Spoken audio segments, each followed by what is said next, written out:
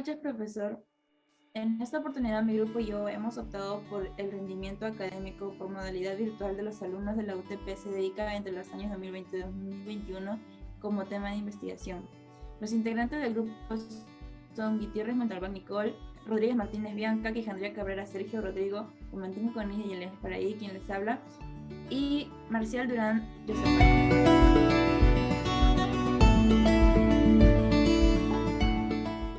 Ok, en el Perú, a inicios del año 2020, se visualizó una pandemia, por lo que el Ministerio de Educación restringió el acceso de los alumnos a las clases presenciales debido al aislamiento social obligatorio, lo que afectaría gravemente al sector educativo.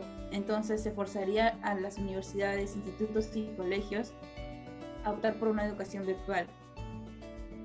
Entonces, el presente trabajo de investigación tiene como tema principal en qué tan rentables fueron las clases principales virtuales para el rendimiento académico de los estudiantes ante los hábitos adquiridos durante el aislamiento.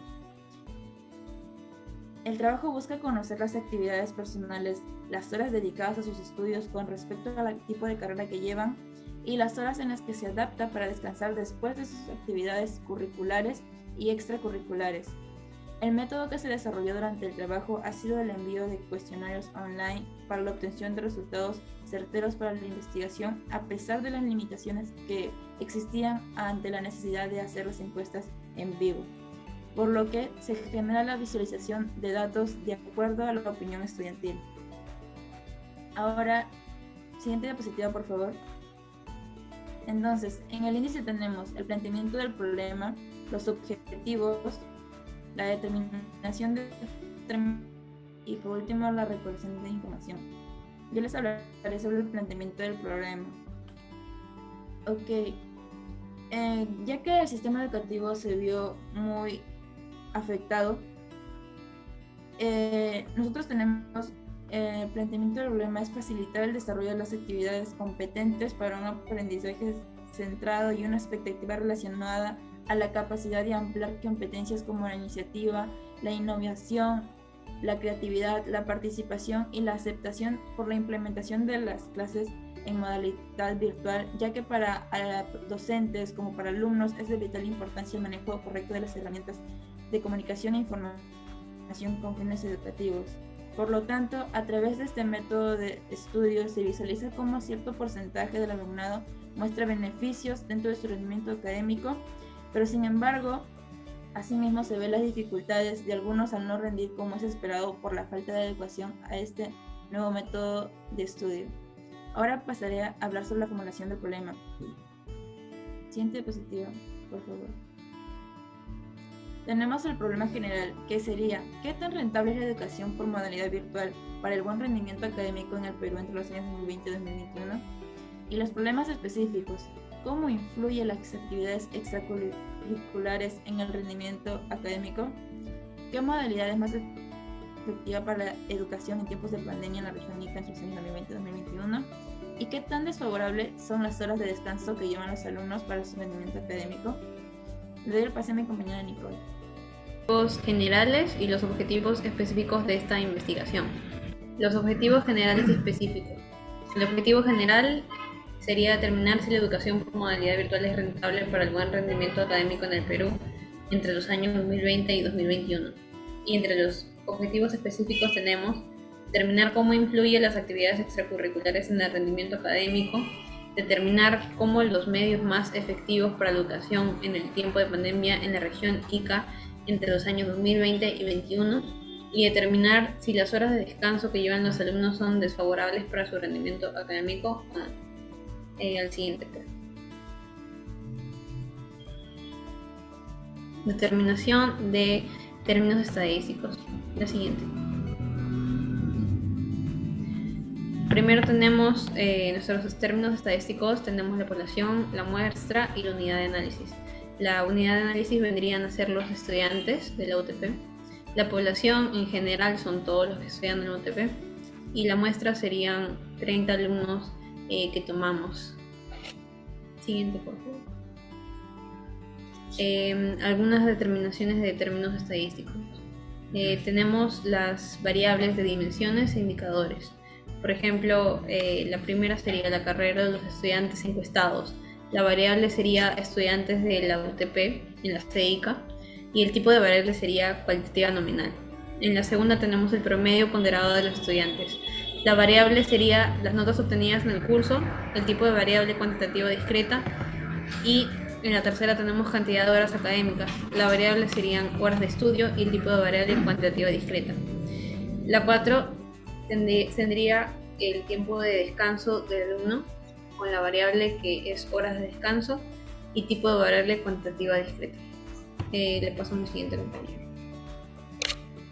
Recolección de datos. En la recolección de datos vamos a ver lo que es la encuesta, resultados y procesamiento de información. La encuesta son las preguntas, los resultados son las respuestas y el procesamiento de información son las tablas y con sus respectivos gráficos. Entre las encuestas tenemos las preguntas, como está por ejemplo, ¿qué edad tienes? ¿Cuál fue tu promedio ciclo anterior? En todos están con sus respectivas respuestas. Y luego está la recolección de información.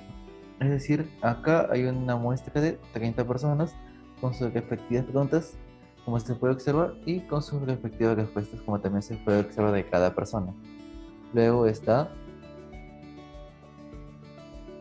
el procesamiento de información. Es decir, que a cada pregunta le hemos puesto un puntaje y de acuerdo a este puntaje se le va a sacar una tabla general y 3 tablas más específicas. De la tabla general voy a explicar cómo es que hallamos los intervalos. Sabemos que los intervalos por el rango. El rango es igual al valor máximo, que sería 20 menos el valor mínimo, que sería 14, que es igual a 6. Luego está el K. El K es el número de intervalos, que está dado por una fórmula que es 1 más 3,33 logaritmo de n, pero n es la muestra, que sería 30, y esto nos va a dar 6. Luego está el ancho de clase.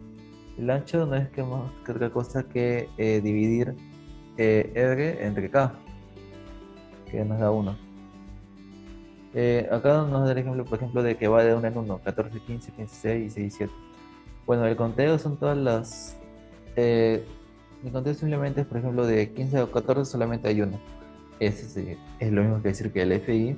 Y la frecuencia acumulada es como que por el que se repite acá y va en zigzag, se suma en zigzag.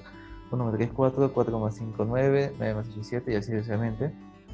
Luego está el HI, el HI, que es no otra cosa que del FI1 entre el total. Igual acumulada solamente zigzag. Luego está el porcentaje, que es más que todo el HI por 100% y así sucesivamente. Igualito que la acumulada en zigzag. Luego que es la marca clase, que es nada más que otra cosa que la suma de los límites. Y está las tablas. Bueno, lo más que todo sobre los gráficos. En los gráficos va a ser un gráfico del porcentaje con respecto a los intervalos.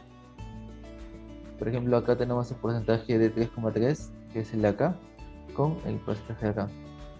Luego vamos a ir a los de los hábitos. El mismo procedimiento, son los mismos pasos, y lo único que va a cambiar es la marca clase.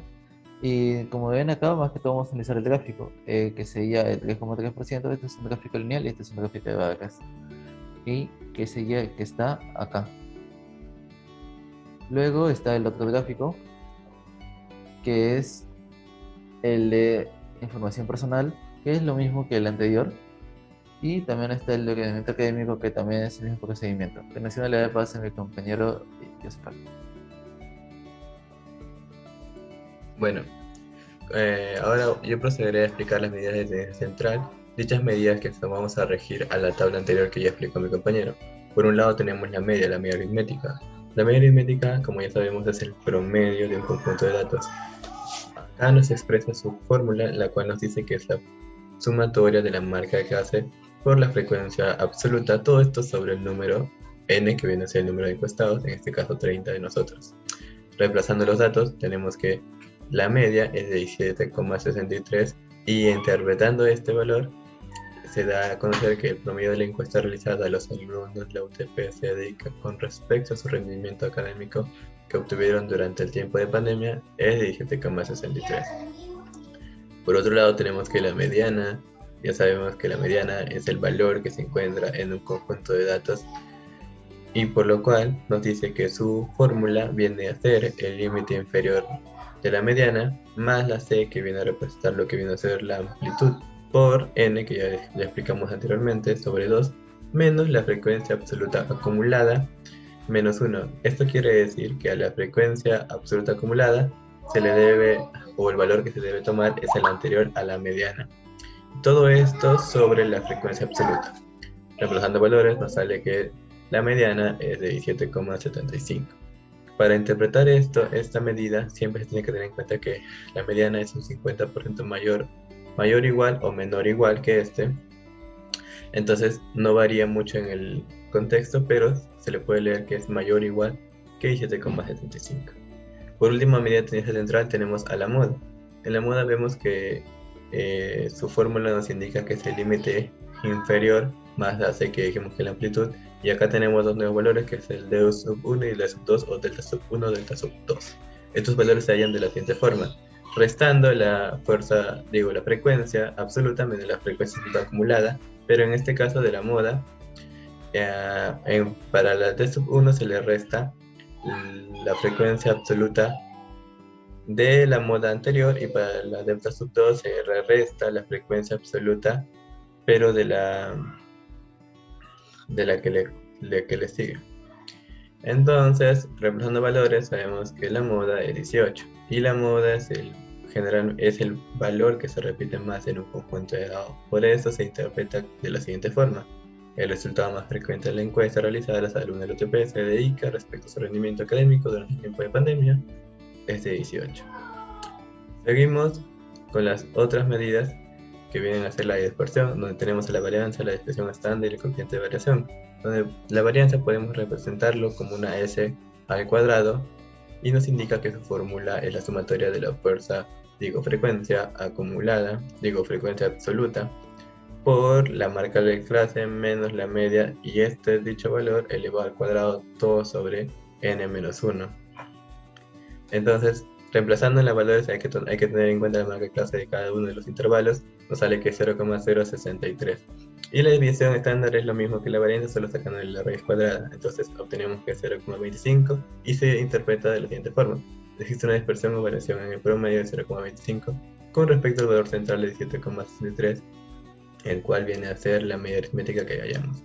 Y el coeficiente de variación es lo mismo, solo que es la desviación estándar entre la media aritmética por 100%, que nos da un valor porcentual, en este caso 1,42, y teniendo en cuenta ya la teoría, sabiendo que este valor es menor al 10%, podemos decir que es un dato homogéneo.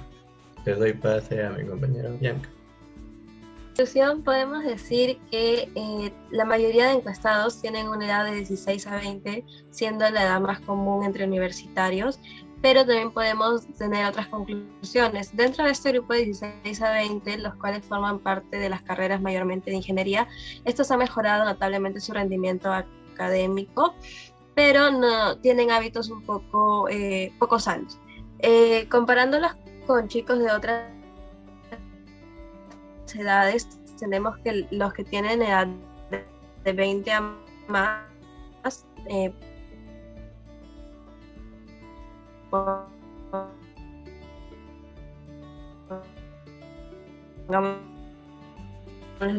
teniendo grados de 18 a 20.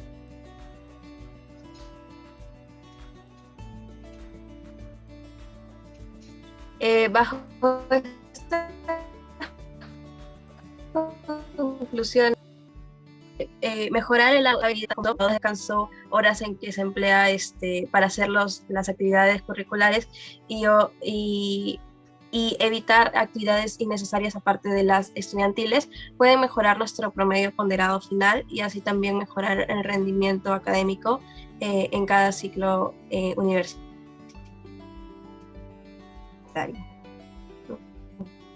Muchas gracias.